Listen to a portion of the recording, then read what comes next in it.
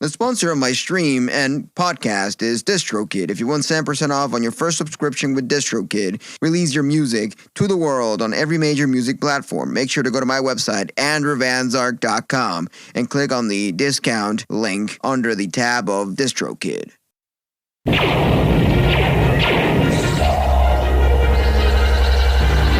Star Wars, the galaxy's most popular movie, is great family entertainment. Huh? Aren't we listening to Galactic ChatWave Radio? What is this whistling? I'm confused. Hosted by Andrew Van Zark. Now you're listening with power. Thank you. Now we can start listening to the show. I was so confused. May the Force be with you.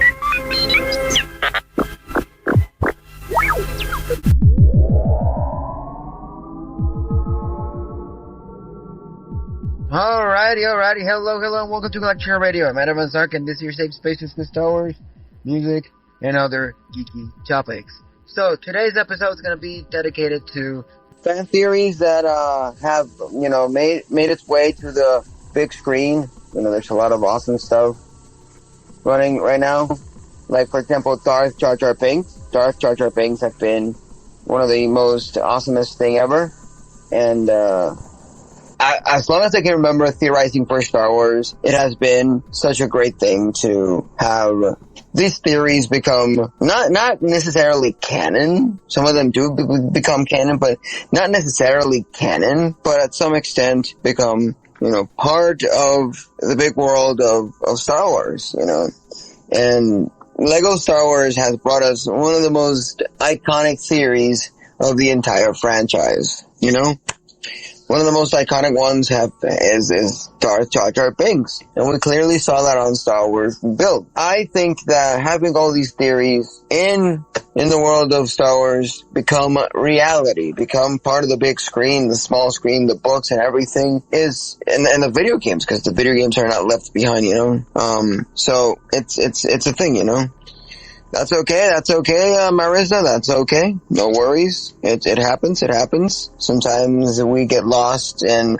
we forget to, be part of everybody's, spaces and stuff, and be part of the radio station, because as of now, the radio station is being rebroadcasted to, the space is being rebroadcasted to the radio station. And, that is an awesome thing. For those of you listening on the radio station, we have ourselves acquired awesome people around the ages of time, Since my early days of podcasting by myself, recording, and to the days I started doing stuff on AMP. AMP was for me something that brought me so many good people, so many awesome people, and it was kind of sad when AMP disappeared, when they said, whoop, we're gonna just shut it down. It was a sad thing to be part of. I've always wanted something similar to AMP to be a thing. Being a radio man myself, I studied radio. I have a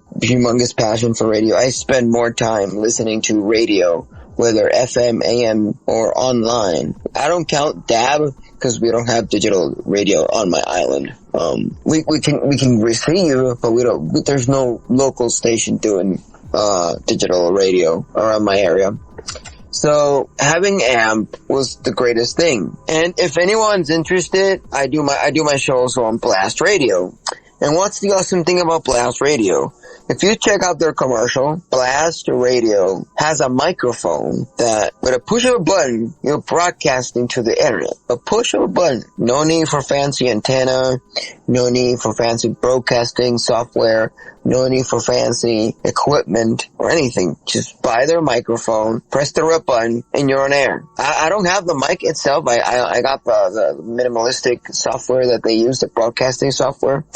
And it's interesting to have, on the palm of your hand, the way to broadcast radio. I remember when I was a kid and I went, cause my dad used to have a company of, communications. And I remember when I was a kid, I literally saw all the equipment. I was like, wow, so bulky. You need all this stuff to be able to broadcast at least a single image on the TV, or you need all this to get your sounds on the air.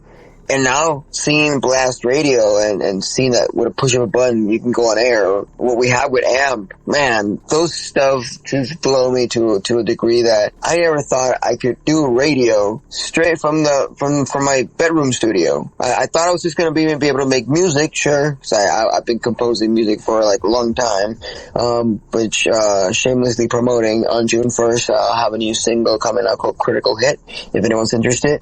But the thing is that I never thought that we could have radio right straight out of the palm of our hands. I tried so many times to broadcast the early days of online radio in a way when you had to like have Shoutcast or iCast or Nicecast and get yourself flowing, put the credentials in there and start broadcasting, and you had to have material. It's not like AMP, that AMP had all the plethora of music available for you, and with this small device you could do a radio show instantly, on the fly, on the go. And I never thought that could be a thing, you know. So now moving on to the actual topic of today's show, for those of you interested. This is a Star Wars related show. I do talk about other geeky topics. I do showcase soundtracks here and there. I do play music similar to the way I compose music. But we talk about Star Wars most of the time here. And for those of you listening, if you didn't know, Marissa Meldenson, she actually was part of Book of the Boba Fett, the Book of Boba Fett. She was one of the people walking around and being on the background as an extra. And that, for me, is amazing, that someone that participated on Star Wars can take the time to sit down and listen to my show. Like a regular Joe, an average Joe on a small island in the Caribbean doing a show, and someone out there that actually is part of the franchise that I'm deeply obsessed with can sit down and listen to my show. That is the most mind-boggling thing ever. And that's the advent of having online radio, online spaces, audio content being able to broadcast through the internet. Anyone. I remember one day I was doing my show, and usually on my radio show, I tend to have Americans, Canadians, Japanese, Puerto Ricans, but one day, out of the nowhere, I had a Malaysian person in the middle of nowhere listening to my station. How mind-boggling is that the internet can make you be heard all over the place. And it doesn't have to be radio. You can do your Twitch. You can do your chat roulette if you're into the chat roulette stuff. But anyone can hear you. Honeycomb Beats does the chat roulette thing, and he then repurposes the video chat to content to promote his music, and it's amazing. It's totally amazing. But like I was talking about the topic of the show, today we're talking about fan theories. And this fan theory, Darth Jar Jar Binks, actually became part of official media. And I've been theorizing this one for ages.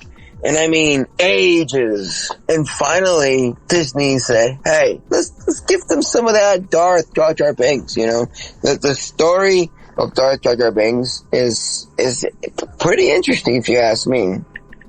Let's get a little bit of that history, we all know that Jar Jar Binks from episode 1, in the prequels in general, he's a Gungan. He's a Gungan that lives underwater, that was exiled by his own people, And I recently saw the 25th anniversary of The Phantom Menace, and I can say that The Phantom Menace, for sure, is like one of the best on the prequel. I could totally watch Phantom Menace and the Revenge of the Sith one a plethora of times, a million times, countless of times. And that's what it's all about. It's about having your chance to enjoy what you like, So the thing is, I saw the 25th anniversary, and I started analyzing again in my own head while watching. Hey, first of all, I do not understand why did they pushed and hated Jar Jar Binks. Jar Jar Binks is not really like a character you're supposed to take serious. I can understand for those that are like, oh, I don't like it when people put comedic reliefs. But then again, if we look at the original trilogy, even though it's not as dumb as Jar Jar Binks, we had C-3PO. C-3PO was clearly the comic relief of the original trilogy. So why get annoyed that we added another comic relief on the prequels, you know? I find that pretty damn stupid that you'd be annoyed by a Gungan, by a goddamn Gungan.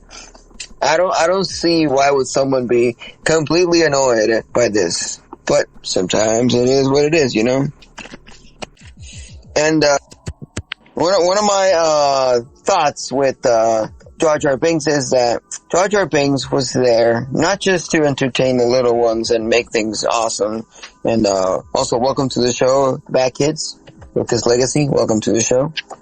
But my thought is that Jar Jar Binks was there to play a part. You know, all the fun facts that we can acknowledge from Jar Jar Binks, like he was inspired by Drunken Fist. You know, that the one that actually made everything possible for Jar Jar Binks to exist. You know, if you don't know what Drunken Fist is, it's literally just Kung Fu Chinese men drinking a lot until they're drunk out of their mind, and by being drunk, they start fighting. But they're not fighting because they're mad at each other. No, it's just they literally organize a Kung Fu match like you would with a traditional Kung Fu match. But the catch is they have to get drunk before getting into the ring, like completely drunk.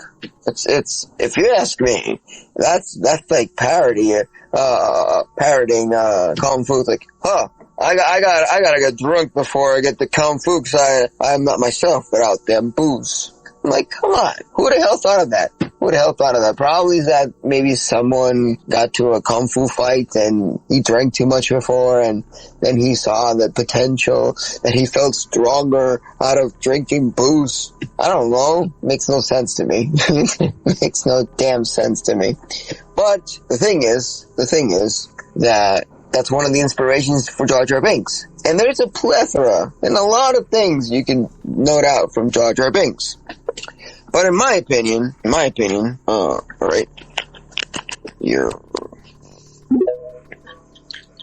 I figured you were lonely, talking on your lonesome, so, you know. By the way, are you speaking right now? Because I don't think I can hear you. I am trying to speak, but for some reason when I connect my radio mixer to the iPhone, it's not working today. Yesterday it was working perfectly fine. Add some cake mix in there next time, then start stirring properly. You'll get it correctly that way. Yeah. I don't know if it's because of the cables or something. It's a cookbook. Once more. It's a simple cookbook. You just have to study it correctly. I think I know what's the problem. Yeah. You should hire a chef.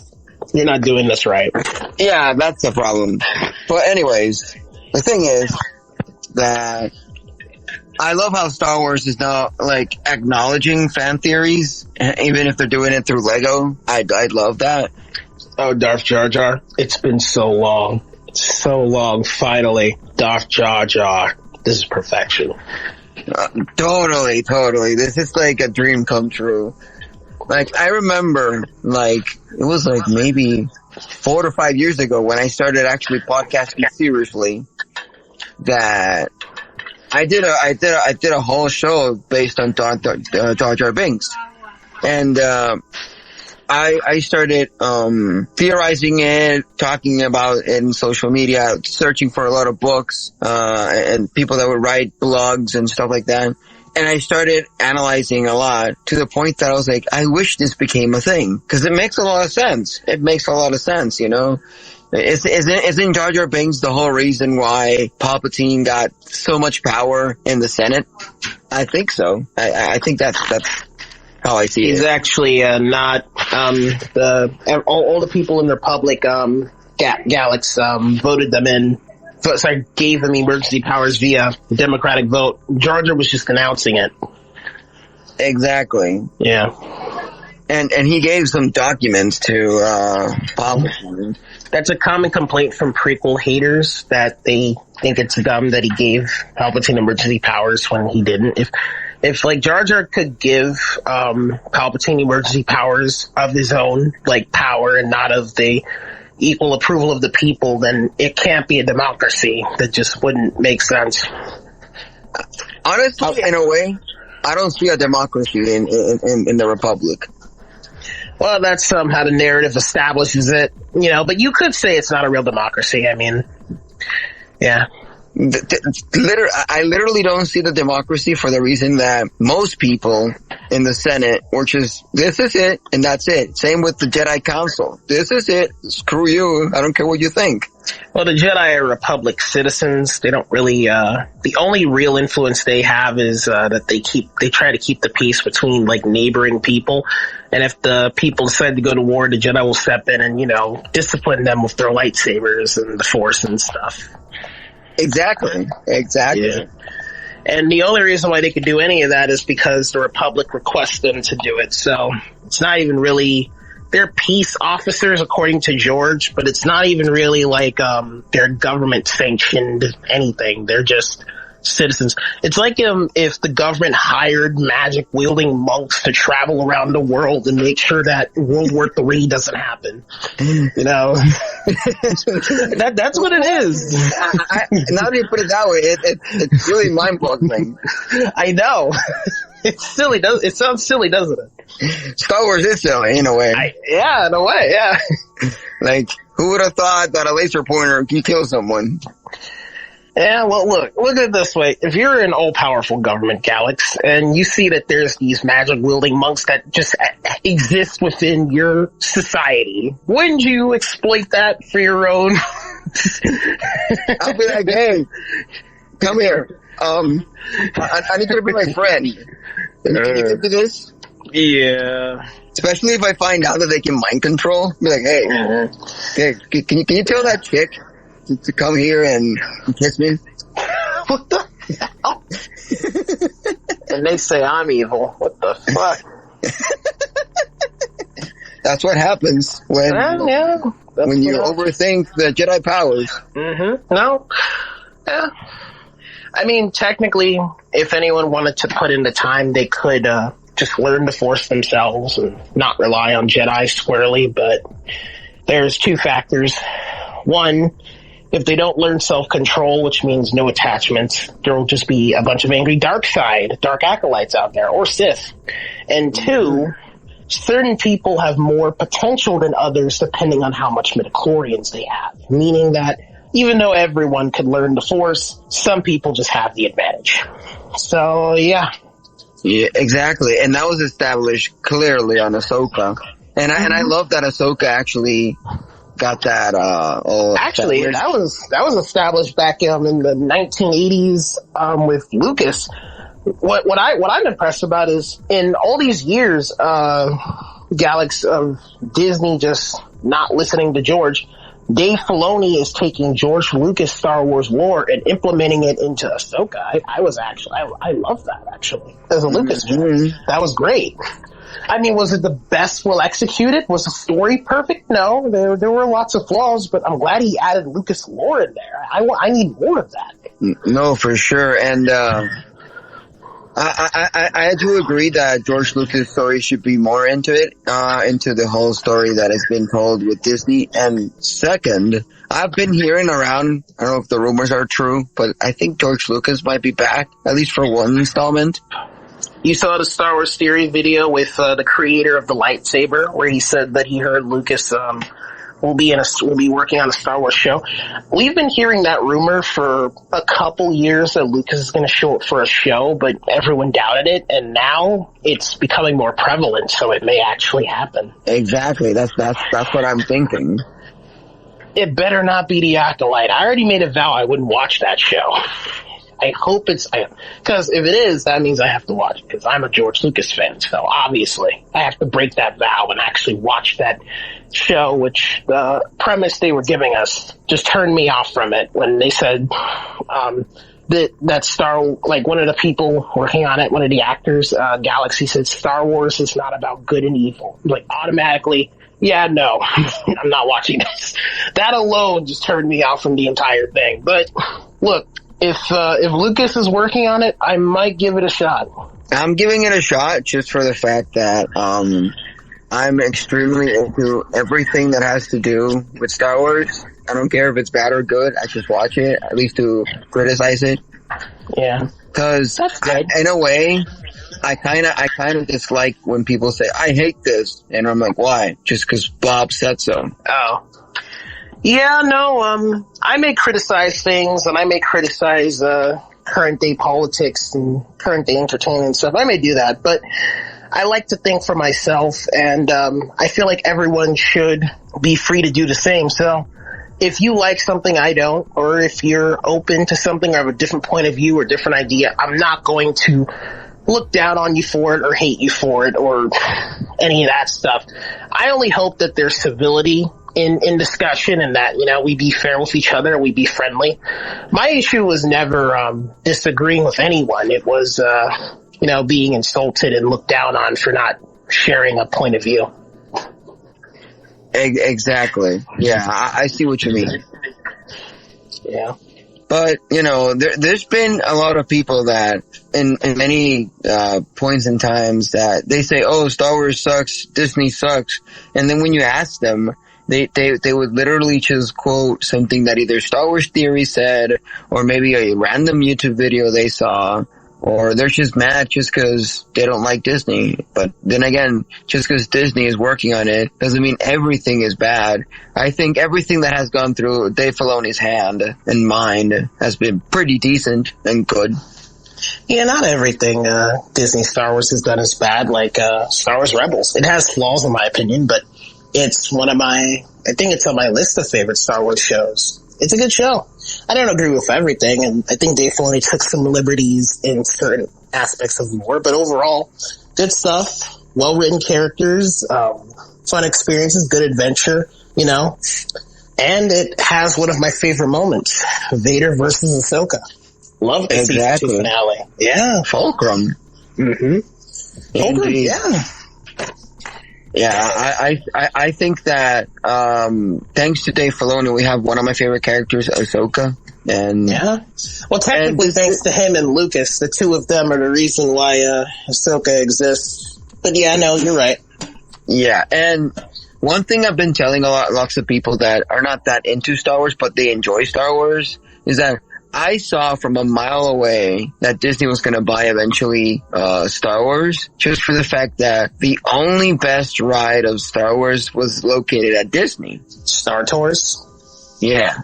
And that was making me think, what is this doing here if it's a Century Fox thing? Isn't this not supposed to be here? And then, like a countless of years later, boom, Disney buys it. And I'm like, huh? You know, I guess it's kind of like how Universal has the Spider-Man ride and Six Flags has the Hulk ride, but it's like you'd expect Disney to have to play a part in that or something. Mm-hmm. I was thinking about that like a few years ago. Like, wait, isn't Marvel now a Disney franchise? Why do they still accept Marvel stuff at Universal? But then when I realized most of Marvel stuff at Universal, it's not Disney stuff, it's Sony stuff. Yeah, exactly. Like, you could tell with the Spider-Man, right? Because that's classic Spider-Man. That's early 2000s Spider-Man. That's pre-Disney Spider-Man. The characters, the setting, Spider-Man being a full-grown adult, all that stuff. Even the designs, like, this is before, you know, the Disney era of Marvel, so it's like you can tell this is technically old school Spider-Man, and they have a right to hold on to it because, yeah, Sony. I don't know how Six Flags has the Hulk right. I'm guessing maybe they worked out something with Disney, or maybe another company owns like an animation department for Marvel and they could have a Hulk ride. I don't know. Yeah, just like how Marvel has the rights to do Star Wars comics. Well, they recently got that. And I think they gave it to Dark Horse. It's been a while. Yeah. I actually like more of the Dark Horse comics more than the Marvel ones, because Dark Horse tends to go a little dark in their stories. Yeah, exactly. They accept being a little dark and gruesome. Dude, you should see that video where they compare the old Republic Dark Horse comics to the modern day High Republic Disney comics, and I'm like, yeah.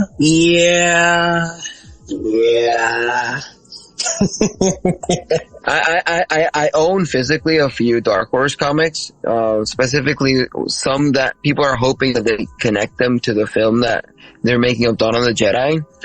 I have that, and if you read them and you see the ones that actually started going straight to the dark side, you see that they're not just your typical dark side force users. They literally are like assassins. They're murderers. Oh yeah. And I'm like, you don't see that in Marvel. Well, Marvel Comics is following the Disney universe of Star Wars. The old Dark Horse Star Wars comics are the EU Expanded Universe, or as I like to call it, Star Wars Universe 2.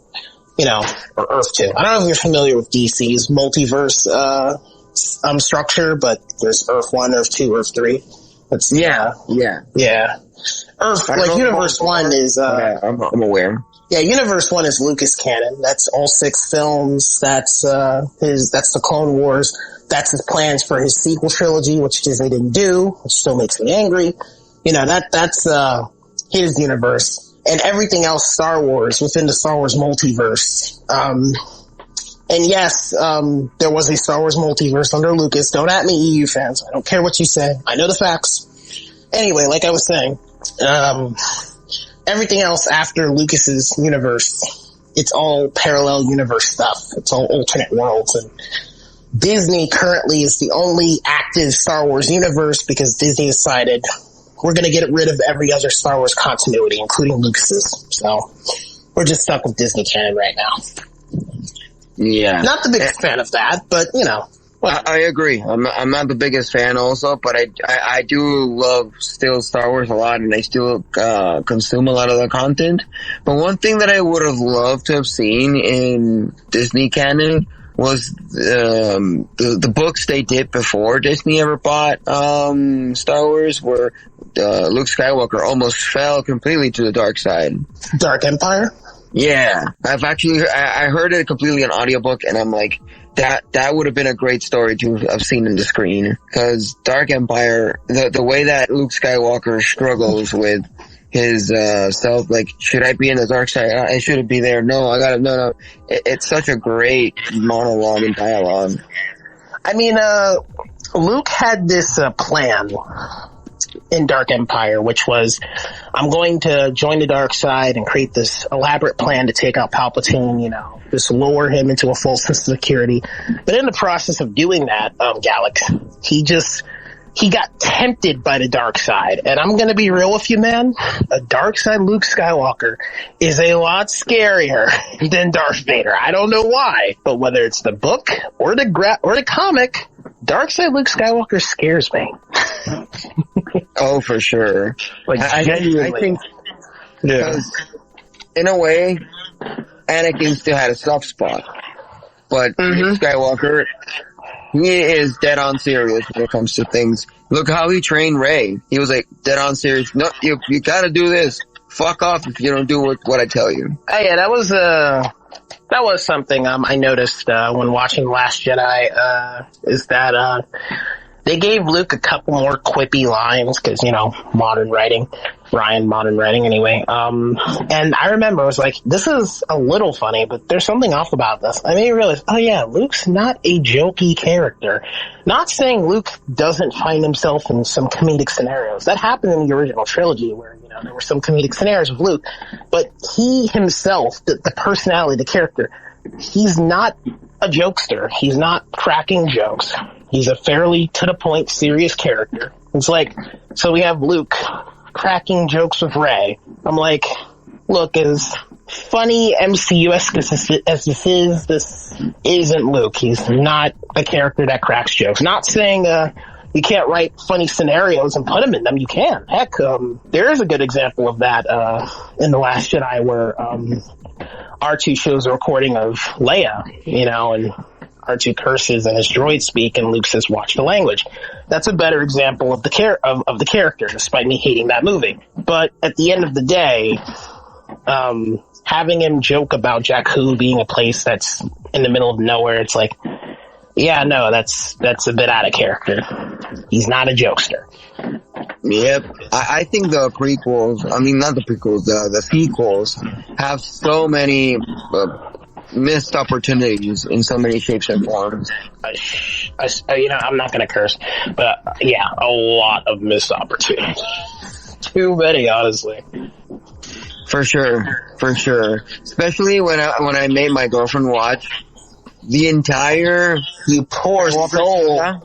What have you done? She should break up with you on the spot. I'm just kidding.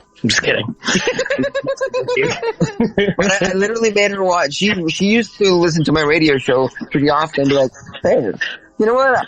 I swore never to watch anything related to Star Wars, but I'll give it a try. And randomly she sent me a picture on text message saying, hey, look what I'm watching. And I'm like, you're watching A New Hope? Oh, sweet. And then from there, she couldn't stop and watch the whole thing, the whole Skywalker saga. And her experience as someone that never seen Star Wars in 2023 and 2024, she literally said that the sequels, they were fun, they're entertaining, but they're lacking so much things, and so many scenes could have been deleted because they don't play a part in the story in a way. Yeah. No, that's how my stepbrother felt. That's how my science teacher felt. And they're not big Star Wars fans, but they saw the sequels and like, this isn't good. And we're like, oh, okay. I even tried not to be biased and tell them how I felt about the movies. I was like, just watch them, experience, see how you feel. They did not like it, to say the least. No, I can agree. At first, when I first saw them, I was like, wow, these are fun. But then rewatching them so many times on TNT, on traditional TV, I was like, this feels empty. There's something wrong about this. Yep. But for some reason, I can still enjoy them and watch them, but I don't tend, just like how Theory says that there hasn't been someone that has said, oh, I go back to 7, 8, and 9 countless of times. No, most people and most memes out there are for 1, 2, and 3 and episode 4. Yeah, that is true. And if you see the when you see people cosplaying, usually people reference either prequels or original trilogy. Mm-hmm. I've met the only character they Go ahead. Well, the only character that people refer to from the sequels is either Kylo or Rey, and that's about it. I barely see people talk about Finn, Poe Dameron. I've heard people tell me the most popular sequel trilogy character is Kylo Ren, which I could see that, honestly. That makes sense. Because honestly, Adam Driver was doing the most. I feel like giving the best performances in all these movies. Yep, and the only sad part is that he was never declared a true Sith, but... Well, he couldn't be a true Sith for the simple reason that Anakin brought balance to the Force by eliminating the Sith, and Kylo was like a dark side acolyte. That's what him and Snoke were.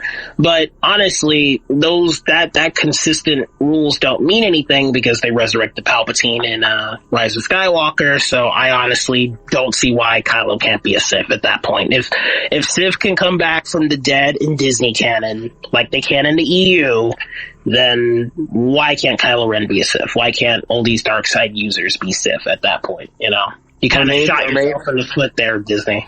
Yeah, or maybe do a Darth Revan thing. If you have read the comics of Darth Revans, there's a point in time where Darth Revans dies, and he's revived as a Jedi and a Sith at the same time. His Force splits. Yeah.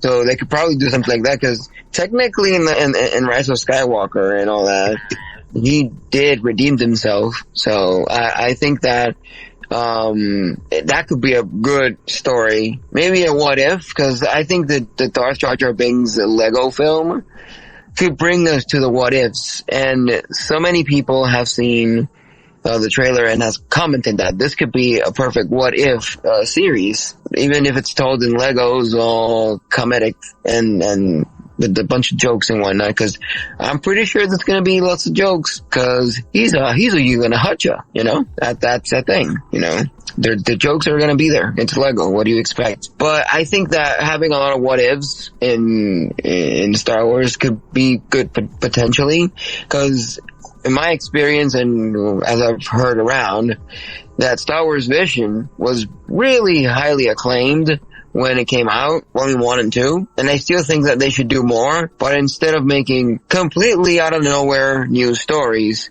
I think they should just get what we already know and twist it and show that, be disclaimer, this is not canon. We're just going to twist the story and do whatever we feel like. That's something that I think that it could be a really interesting idea, in my opinion. So we could have those stuff happening and running. But anyways, for those of you listening on space or on the radio station, this is all the time I have for tonight. Thank you all for listening. Thank you all for being here. And sorry for it cutting a little bit abruptly, but I think that we can have ourselves a good time. If anyone that's speaking has a few last words that they want to say, you can say them right now, and I'll be glad to have my final thoughts on your discussion. So You enjoy your night, man. all right, thank you. See you later. Space rock / metal, IDM, chiptunes, soundtracks, Star Wars, games, Galactic Reflections in Galactic Radio, 91.7 FM. Now you're listening with power to the music. Unite for the sound revolution in Galactic ChatWave Radio. Support Anna Zark's original tunes, the polls of our online radio station, and keep the news blazing like Beskar. Click, donate, and hit that PayPal button and join the watch. Keep the tunes alive. This is the way.